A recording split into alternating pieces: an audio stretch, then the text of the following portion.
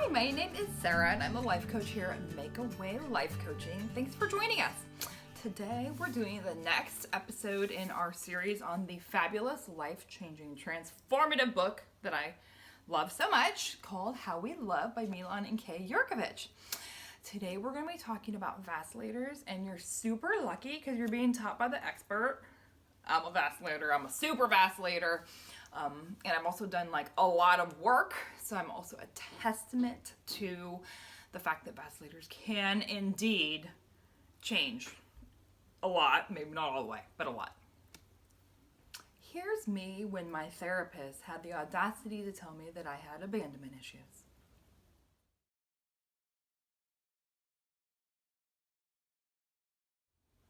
Welcome to the world of the vacillator.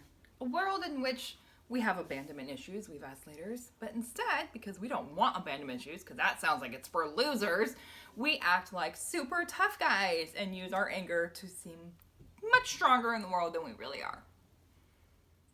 Okay, so what makes a vacillator? Well, oftentimes the childhood of the future vacillator is one in which a parent, or both parents, but usually probably one, the one they're maybe a little bit more connected to, offers inconsistent connection.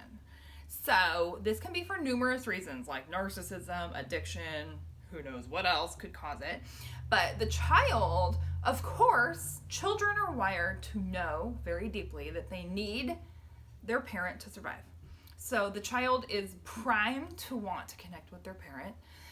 And what happens that creates a vacillator in adulthood is that their parent, who, like I said, they're probably closest with, offers inconsistent connection.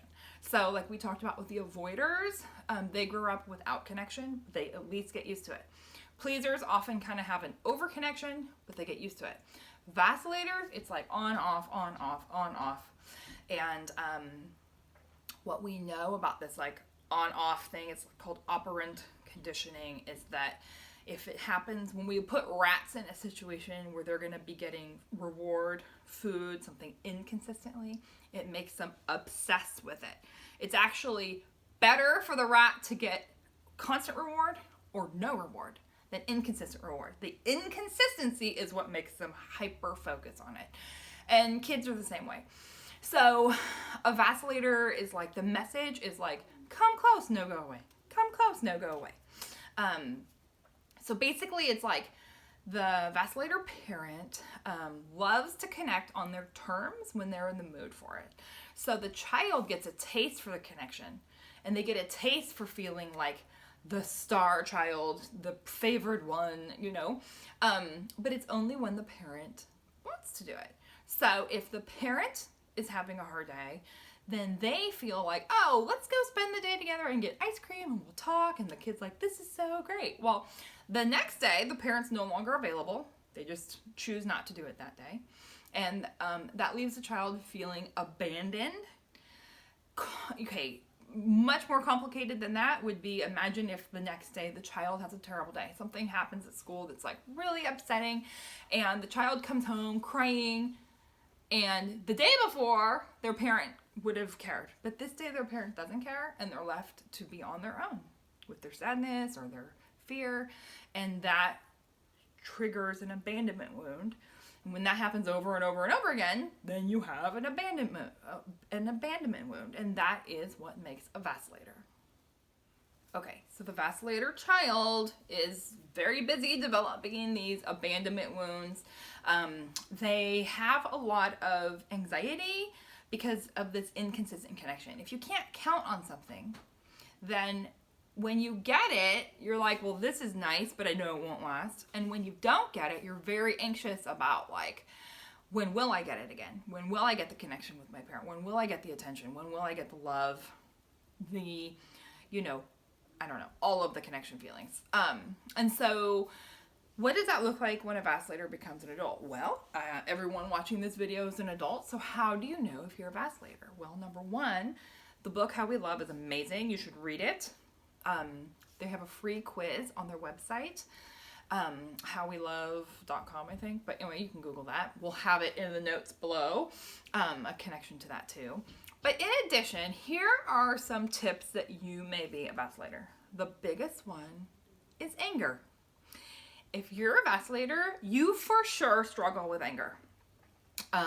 Underneath the anger are these old feelings of anxiety and sadness that never really got moved along or healed. But we're a bunch of tough guys and we don't want to feel anxiety or sadness. At least we don't want to admit it. And so instead we lash out in anger. So if you have an anger issue or you struggle to keep your anger under control, then you very, very likely might be a vacillator, and you for sure might want to read that chapter in the book. Another tip that you might be a vacillator is if you are a magnetic connector. So obviously you can think about a child growing up with this inconsistent connection from the parent that they love the most. One of the tools you develop in your arsenal is to be very magnetic, to try to attract their connection and attention. And as you're an adult, that's a skill that you can use in the world. So if you are a magnetic connector, then people are drawn to you, and you basically can kind of get from people what you want from them. And I don't mean to sound like vacillators are super manipulative, but maybe sometimes. But here's an example.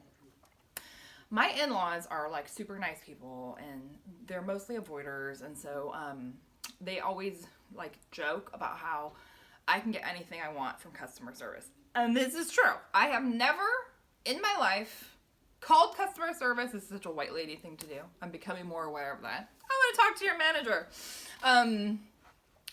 And I do always want to talk to the manager. But the bottom line is I like go into the situations knowing I'm going to come out with exactly what I want, and it happens every single time. So that is something that, like, if you're really good about getting what you want out of customer service, you may be a vacillator. Okay, now this is not true for everybody, but a lot of vacillators have a long line of broken relationships behind them.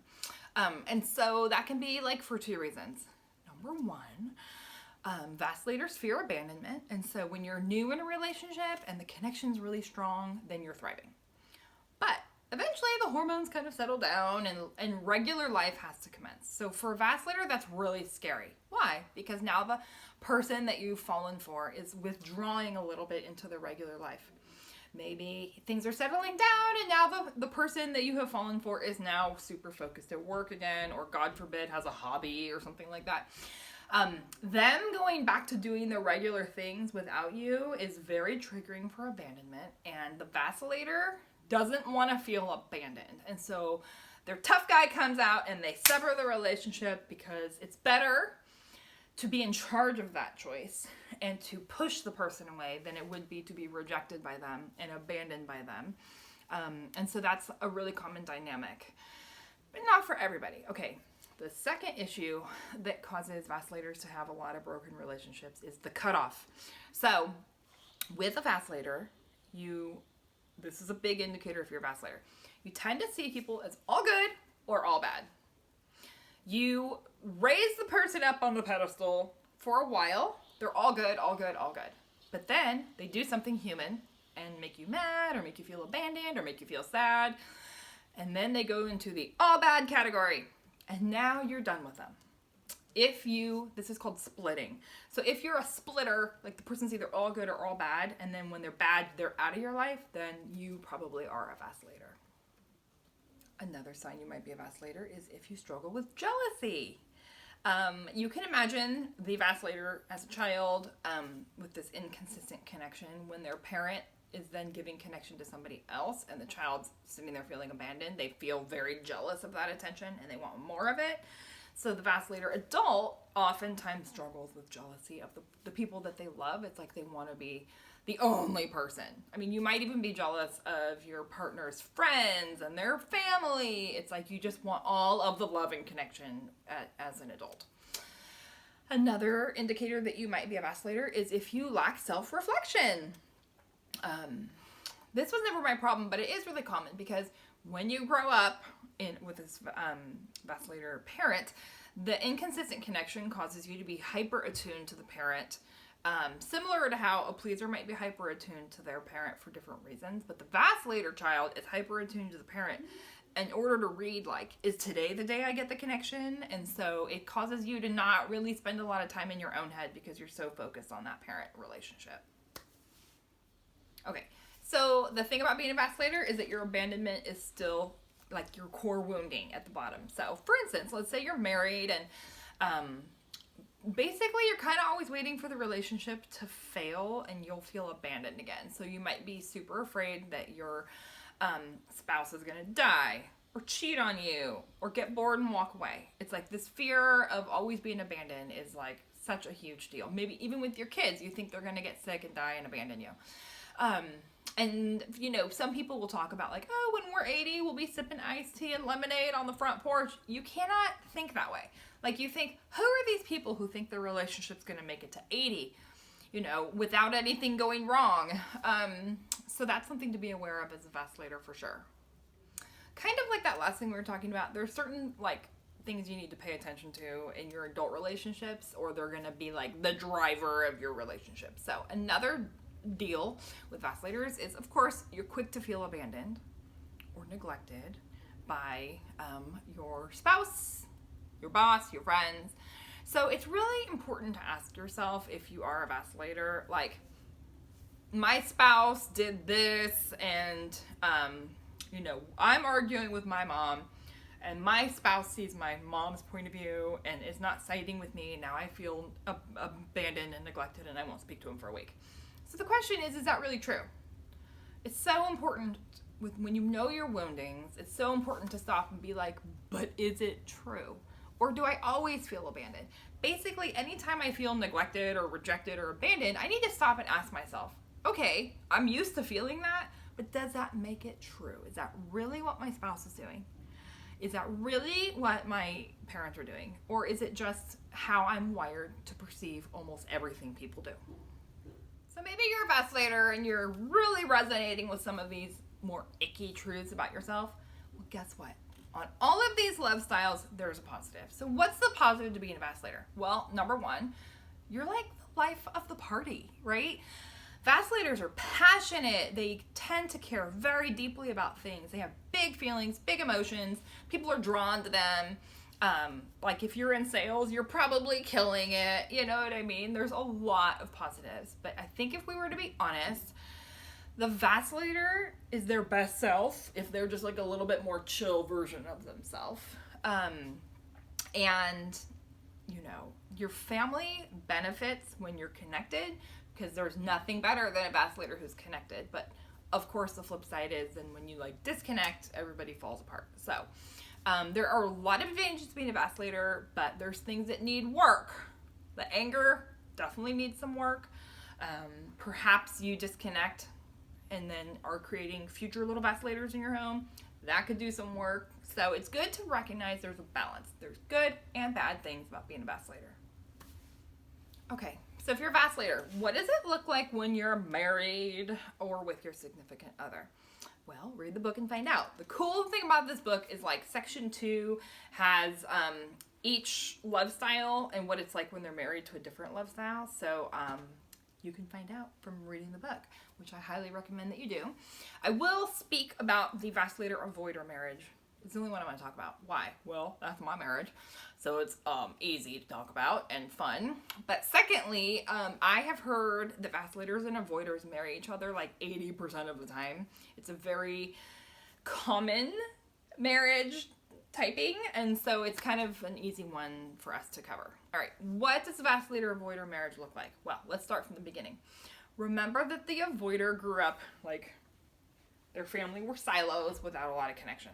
They get used and expect not to have connection or passion or, you know, all these fun things. So they meet the vacillator, and the vacillator is like, whoo, laser focused on them, like thinks they're amazing, is so excited to be with them. And the avoider has this part of them inside that didn't even know this kind of passion and excitement was possible. And it feels so exciting to be so connected, and it's so intense. And the avoider grew up without any intensity or passion, so they're like, oh my gosh, I feel so alive with this person. And the vacillator is drawn to the avoider. Why? Well, they're so consistent. When you grow up with inconsistency and you finally meet someone who's like the same every day, it's like the gates of heaven are open and you feel so happy to have met this rock. That's what I literally call my husband. I'm like, you are my rock. So that all goes well for a while. Here's what happens after that. Very, very common. All of these, it's in the book. You gotta read it. Anyway, so then things settle down and the avoider kind of goes back to regular life. Avoider's worst fear is being overwhelmed. So after everything kind of settles down, the avoider like wants to be a little bit more normal, and they kind of start wanting to isolate a little bit. Maybe they stay busy in the garage with their hobbies. Husband, I'm talking to you. Maybe they take up triathloning and are gone for 8 hours every Saturday. Husband, I'm talking about you. Okay, so they are like looking to be alone and be in their silo. No. What do you think the Vacillator, how do you think they respond to that? Vacillator freaks out because they feel abandoned. Like, why do you choose a hobby that requires 8 hours of being alone every Saturday? And why would, oh, you're always in the garage. You love that darn wood bench. I don't know if it's called a wood bench. Tool thing in the garage. You love it more than me. Whatever. Whew. So the avoider's like, can you chill? Because in the avoider home, it's super important that you meet your own needs and not ask anything of anyone. And the Vacillator's like, excuse me? You don't tell me how to be, and the anger comes out. Well, anger is super scary. Avoider homes don't have a lot of feelings. They especially don't have a lot of anger. And now the Vacillator is like, rah! And feeling abandoned and lashing out in anger, and the avoider shutting down, because that's their coping mechanism. In a silo, the best thing is just shut it down. And the avoider is like, you're shutting me out, and abandonment, and shut down, and abandonment. It's like a wild, wild ride. This was my marriage for many, many years. It was exhausting, and thank God my therapist recommended this book. My husband and I read this chapter, and we were like, what? These people are spying on our marriage. So we went and got couples therapy, as recommended in the book. And we got somebody who knew about the book and totally got our dynamic and really helped us. Like, so much. Like, I loved it when she talked to my husband. It's not the best part of couples therapy when they're like talking about your husband and not you. And basically really encouraging him to like fight the urge to shut down and stay more connected. And then talk to me, not my favorite part, when they're like focused on you.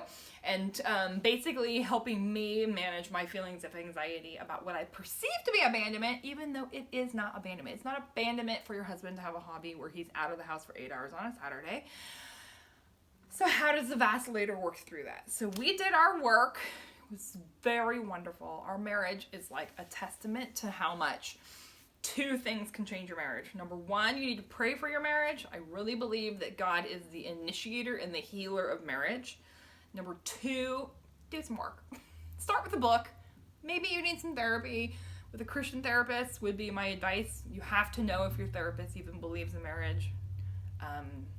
The Christian ones do. It's important to know that.